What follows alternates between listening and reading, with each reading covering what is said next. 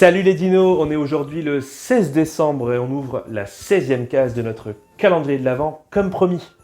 Pour aujourd'hui, j'ai décidé de vous présenter un long travail qu'on est en train de mettre en place avec une étudiante que j'encadre, qui est un portfolio de remédiation cognitive. Cet outil comporte plein de fiches qui expriment des stratégies, des idées, des outils qu'on peut utiliser avec les patientes et les patients au quotidien pour les accompagner justement dans leur processus de soins, de rétablissement vers un meilleur bien-être au quotidien. Et du coup, ce travail-là sera disponible vraisemblablement le mois prochain, donc au mois de janvier 2021, pour ceux qui arriveraient sur la vidéo plus tard. Et ce que je vous propose, c'est de montrer ici quelques extraits pour vous mettre un peu l'eau à la bouche. Donc vous noterez que ce travail s'appuie sur beaucoup de travaux qui ont déjà été faits, c'est un peu une compilation en fait de ce que les auteurs peuvent nous présenter comme outil. Et par exemple, il débutera avec une petite présentation de l'intérêt qu'ont les fonctions cognitives dans notre quotidien pour nous aider à prendre soin de nous, à nous nourrir, à faire le ménage, se déplacer, gérer nos affaires, prendre soin de notre santé, communiquer, etc. Pour vous donner un petit exemple, on parle ici par exemple de mémoire épisodique, donc c'est la mémoire des événements qui se sont déroulés, dont on va se rappeler avec un certain contexte spatio-temporel, avec la méthode PQRST, conceptualisée par Wilson dans les années 80, qu'on a renommée sous l'acronyme CIDRE pour correspondre au français.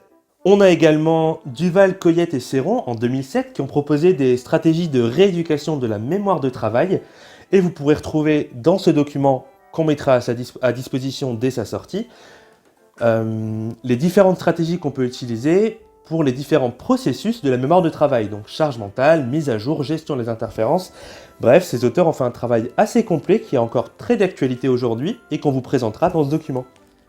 On en a déjà parlé, le logiciel Roger, donc, qui utilise la réalité virtuelle pour à la fois le diagnostic et la remédiation des troubles cognitifs, est également évoqué dans ce document. Donc je vous rappelle que vous pouvez regarder notre vidéo sur la réalité virtuelle si vous voulez retrouver des informations là-dessus. Et là, on va observer plutôt des outils qui permettent de travailler sur plusieurs fonctions cognitives à la fois. Ce document comportera aussi des fiches au niveau de la cognition sociale, de la métacognition, des troubles attentionnels, des fonctions exécutives, bref, tout un panel de fonctions qui sont mobilisées au quotidien.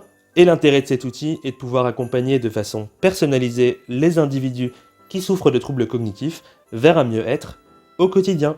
C'est tout pour aujourd'hui, on sait que maintenant vous avez hâte de nous lire et d'avoir accès à ce document. Ne vous inquiétez pas, dès qu'il sera disponible, on fera de la communication dessus, vous aurez accès à ces fiches. Le but c'est que ce soit partageable à toutes et à tous, évidemment gratuitement.